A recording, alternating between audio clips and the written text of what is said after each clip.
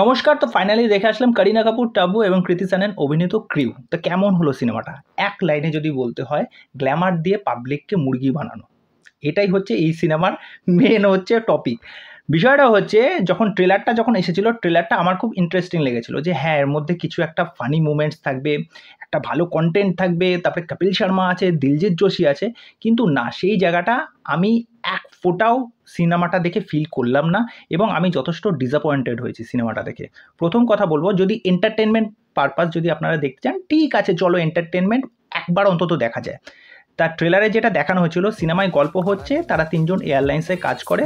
এবার এয়ারলাইন্স হয়ে গেছে ব্যাংকরাপ্ট এবং তার জন্য তাদের সংসার একদম অচল অবস্থা, মানে একদম টাকা কড়ি কিছুই পাচ্ছে না, মাইনে কড়ি নেই।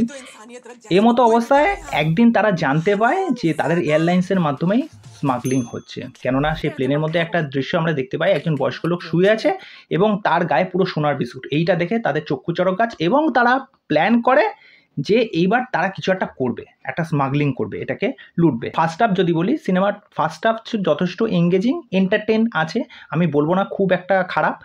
আর এখানে টাব্বুর পারফরমেন্স দুজনের পরিপ্রেক্ষিতে খুবই ভালো। মানে টাব্বু একটা এক্সপিরিয়েন্স তো ম্যাটার করে টাব্বুর কাছ থেকে। তা টাব্বুর এখন কিন্তু ভালো একটা কেরিয়ার চলছে, মানে এই বছরটা। তা যাই হোক, টাব্বু যে ওয়ান লাইনার জোকসগুলো বলছে বা কিছু কিছু জায়গায় অ্যাডাল্ট কিছু কিছু কথাবার্তা আছে, সেইগুলো দেখতে শুনতে ভাল লাগছে। তা সেইগুলো বাদে কিন্তু এই সিনেমাটার মধ্যে কোনো রকম ভালগার কোনো কিছু নেই বা অতিরিক্ত বাড়াবাড়ি কিছু নেই। কিন্তু যখন ইন্টারভেলের পর যখন সেকেন্ড হাফ শুরু হলো, এবার যখন তারা প্ল্যান করবে যে ওই সোনাটাকে লুট করবে, মানে তাদের কাছে সোনা লুট করা যেন মানে একটা খুব মানে চুটকির ব্যাপার। মানে কোনো সস্তার, যাকে বলে না যে কোনো প্ল্যান নেই, কোনো প্রোগ্রাম নেই, কি করছে, কি দেখাতে চাইছে, মানে সেই ইন্টারেস্টেই আসছে না। একটা যে সোনা লুট করবে, মানে সেটা যেন হাওয়ায় হাওয়ায় হয়ে যাচ্ছে, মানে খুব ইজি ব্যাপার যেন। আর রাজেশ শর্মার ক্যারেক্টারটা, তাকে ঠিকঠাক মতো ইউজ করা হয়নি। কপিল শর্মা এখানে কি জন্য আছে আমি ঠিক বুঝলাম না। কপিলের পারফরমেন্স তো মানে কিছু বলার মতোই নেই। যাই হোক, কপিল এখানে একদমই মানাচ্ছে না। তা ওভারঅল এই সিনেমার মধ্যে, তার মধ্যে ওই গান, বোকা বোকা গান, একটা রিমিক্স গান, যাই হোক, যেটা কোনো মানে নেই।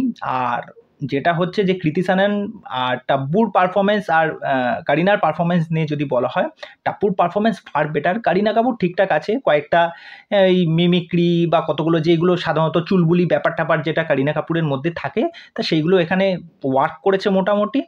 তা সিনেমার ফার্স্ট হাফ যেরকম ভালো চলেছিল, মোটামুটি ছিল। সেকেন্ড হাফ তো একদমই মানে জঘন্য। একদম লাস্টে গিয়ে একটা হালকা মতো একটা টুইস্ট আছে। তা যাই হোক, একবার দেখার জন্য এন্টারটেনমেন্ট পারপাস তোমরা দেখেই আসতে পারো। আর এই সিনেমাটা যে খুব একটা ছাপ ছাড়তে পারবে বা দেখে মনে হবে যে হ্যাঁ এই সিনেমাটা দারুণ দেখলাম, এরকম কোনো সিনেমার মধ্যে বিষয় নেই। হ্যাঁ, যেহেতু প্রথমেই বলে দিয়েছিলাম যে গ্ল্যামার আছে, ওই গ্ল্যামার দেখার জন্য অনেকেই দেখতে যাবে, কিন্তু এই সিনেমার মধ্যে কোনো ফেমিনিজম বা অন্য কোনো জিনিসপত্র কিন্তু এখানে দেখানো হয়নি। তা এই হলো আমার ক্রিউ নিয়ে রিভিউ। তা তোমরা দেখে আসো, তোমরা দেখে জানাও আমার বক্তব্যের সাথে তোমরা সমর্থন করছো কিনা।